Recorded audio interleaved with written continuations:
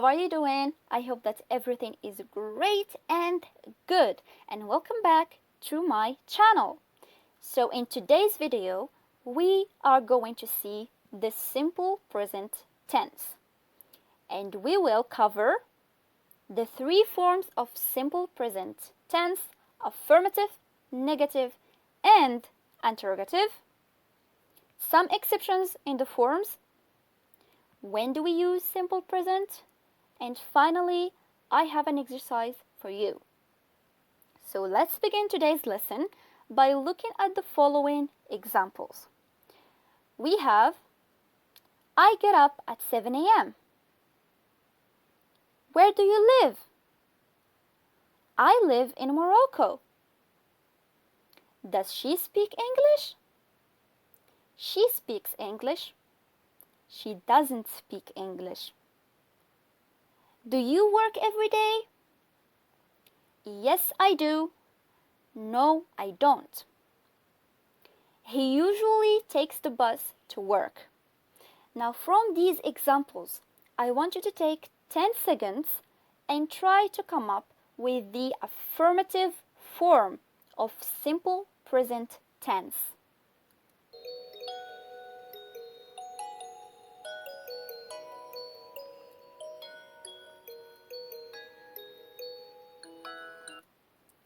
So concerning the affirmative form of simple present tense, first of all, you have the subject pronoun.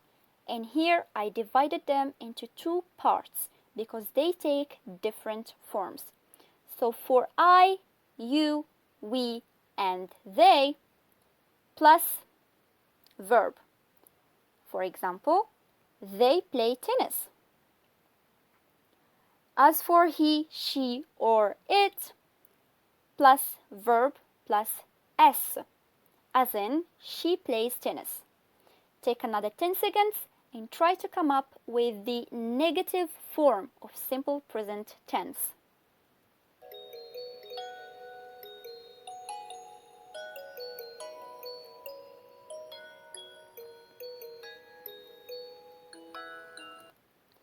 So concerning the negative form, it is I, you, we, or they, plus don't, which is the short form of do not, plus verb, as in they don't play tennis. Or we can say they do not play tennis. As for the second part of the subject pronouns, he, she, or it, plus doesn't, which is the short form of does not, plus verb, as in he doesn't play tennis, or he does not play tennis. Now take another 10 seconds and try to come up with the interrogative form of simple present tense.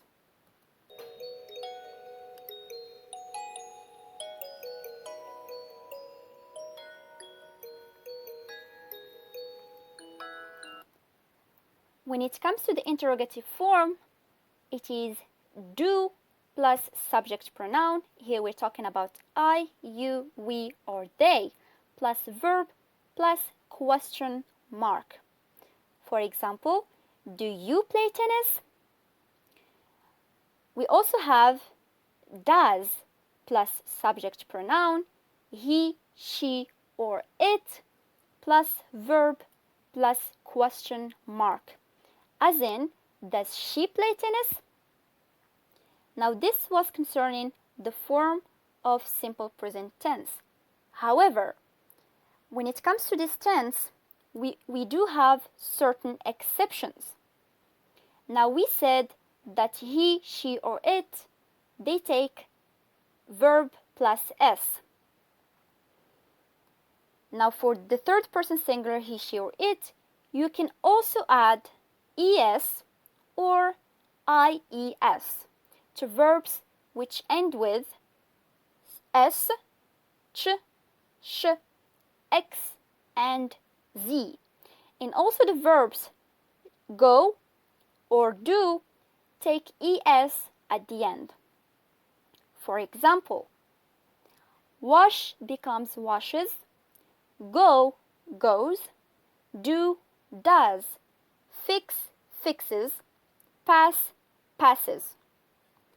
Another exception is that you change the Y to I and add ES when a consonant precedes Y, which means if you have a verb that ends with the letter Y and before the Y you have a consonant, then you change the Y to I, then you add ES. As an example, we have study becomes studies. Now if you notice here, we changed Y to I, then we added ES. And fly becomes flies.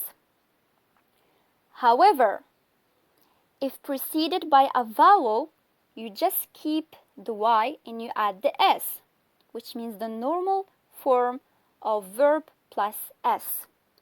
Only if the Y is preceded by a vowel. As in, play becomes plays, pray becomes praise.